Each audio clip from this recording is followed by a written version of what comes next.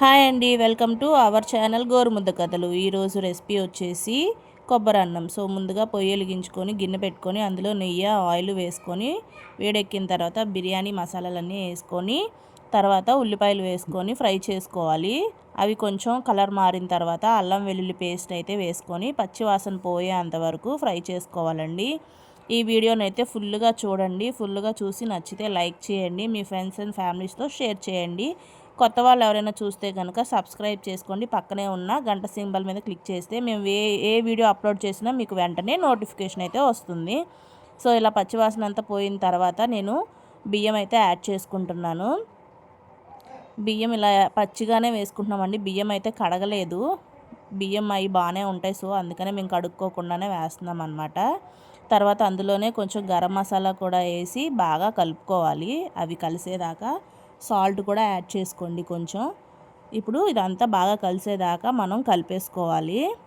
ఇలా ఒక 3 minutes 2 minutes వరకు కలుపుకున్న తర్వాత మనం ఎసర వేసుకోవాలన్నమాట. ఎసర అంటే ఇప్పుడు కొబ్బరి అన్నం అనుకున్నాం కాబట్టి ఇందులో కొబ్బరి పాలుని యాడ్ చేసుకోవాలండి. సో మేము ముందు రోజు నైటే కొబ్బరి పాలు తీసుకొని ఫ్రిడ్జ్లో అయితే స్టోర్ చేసుకున్నాము. సో ఇలా చేసుకొని పెట్టుకుంటే ఏంటంటే మనకి టైం అయితే సేవ్ అవుతుంది. సో టైం సేవ్ అవుతుందని నేనైతే అలా ముందే పెట్టేసుకున్నానండి. సో ఇందులో కొంచెం పసుపు అయితే యాడ్ చేసుకుంటున్నాను, ఒక 1/2 టీ స్పూన్ వరకు, కలర్ కోసం, ఇంకేం కాదు. మీకు నచ్చితే యాడ్ చేసుకోండి, లేదంటే లేదు.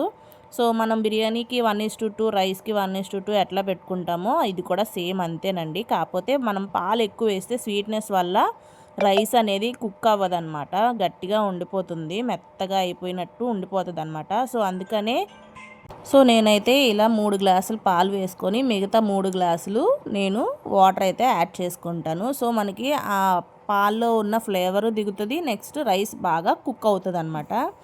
సో మీరైతే ఎలా చేస్తారో మాకు కామెంట్ సెక్షన్లో కామెంట్ చేయండి. మేమైతే ఇట్లానే చేసుకుంటాము. ఇప్పుడు ప్రిపేర్ చేసేది కూడా మా అన్నయ్య అనమాట. సో మా అన్నయ్య బిర్యానీలు ఇలాంటి రెసిపీస్ అయితే చాలా బాగా కుక్ చేస్తాడు. ఫేస్ అయితే చూపించొద్దు అన్నాడు, సో అందుకనే మేము ఫేస్ చూపించట్లేదు. సో మొత్తానికి మా అన్నయ్యతో ప్రిపేర్ చేపిస్తున్నాం అన్నమాట. సో టేస్ట్ అయితే చాలా సూపర్ వచ్చిందండి. సో ఇలా మొత్తం ఎసరంతా వేసేసుకున్న తర్వాత బాగా కలుపుకోవాలి. బాగా కలుపుకున్న తర్వాత ఒకసారి సాల్ట్ అది టేస్ట్ చేసి సాల్ట్ అడ్జస్ట్ చేసుకోవాలంటే అడ్జస్ట్ చేసుకోవచ్చు, సరిపోకపోతే కొంచెం వేసుకోండి. సో మేమైతే కొంచెం సరిపోకపోతే కొంచెం యాడ్ చేసుకున్నాం. మనకి పాలు మిగిలిపోయినా సరే మనం ఫ్రిడ్జ్లో స్టోర్ చేసుకోవచ్చు, ఏమీ అవ్వదు. లేదంటే తాగేసేయచ్చు, హెల్త్కి మంచిదే కొబ్బరి పాలు.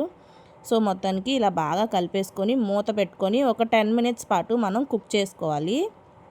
ఓ 10 మినిట్స్ తర్వాత మీడియం ఫ్లేమ్లోకి అడ్జస్ట్ చేసుకొని మనం కుక్ చేసుకుంటే ఈ కొబ్బరి అన్నం అనేది రెడీ అయిపోతుంది.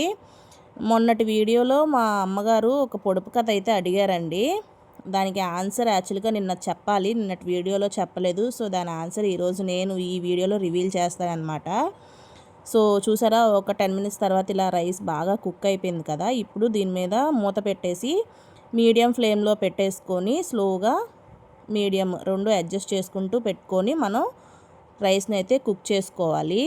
సో పొడుపు కథ అయితే చూద్దాం. పైన మిద్ది కింద మిద్ది మధ్యలో సాని ఇద్దిలాడుతుంది, దాని ఆన్సర్ ఏంటో చెప్పమని మా మమ్మీ అడిగారు. చాలామంది కామెంట్ సెక్షన్లో అయితే కామెంట్ చేశారండి. చాలా థ్యాంక్స్ చేసిన వాళ్ళందరికీ కూడా. మీ సపోర్ట్ ఇలాగే వీళ్ళకు ఉండాలని మేము మనస్ఫూర్తిగా కోరుకుంటున్నామండి. సో దాని ఆన్సర్ వచ్చేసి నాలుక. సో చాలా థ్యాంక్స్ అండి. సో మన కొబ్బరి అన్నం కూడా రెడీ అయిపోయింది. వీడియోని లైక్ చేయండి, షేర్ చేయండి, సబ్స్క్రైబ్ చేసుకోండి. Thank you, bye bye.